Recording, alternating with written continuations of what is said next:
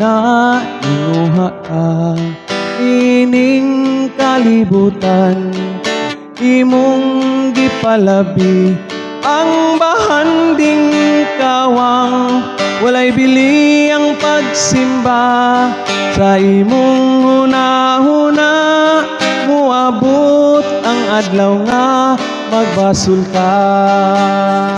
Galaning kinabuhi wala kita'y mahimo kung dili ta mga lagad sa Ginoo, kay siya may maghatag nato og maayong kinabuhi.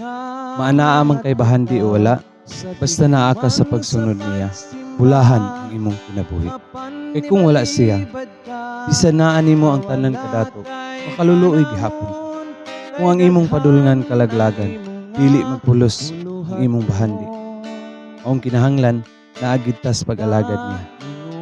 Sama sa giingon sa Mateo 16:26. Kay unsa ang kapuslanan sa usa ka tawo kung makaangkon siya sa tibuok kalibutan ug mapildi kaniya ang iyang kalag? Kung unsa ba ang igahatag sa usa ka tawo nga baylo sa iyang kalag? Dili ba wala gid tay mabaylo sa atong kalag? Gawas kun alagaran nato ang Ginoo. Amen.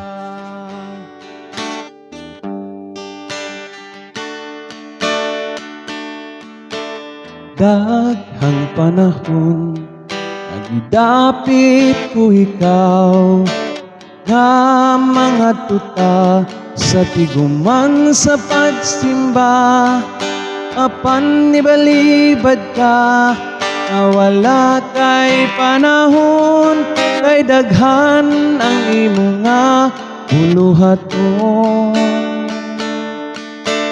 Na inuha ka ining kalibutan, imong gipalabi ang bahanding kawang, walay bili ang pagsimba sa imong hunahuna, muabot ang adlaw nga magbasol ka.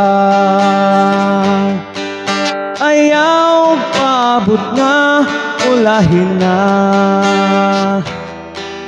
samtang may adlaw pang magbago ka. Dawata si Yeswa yaw langana, dawata si Yeswa ayaw langana.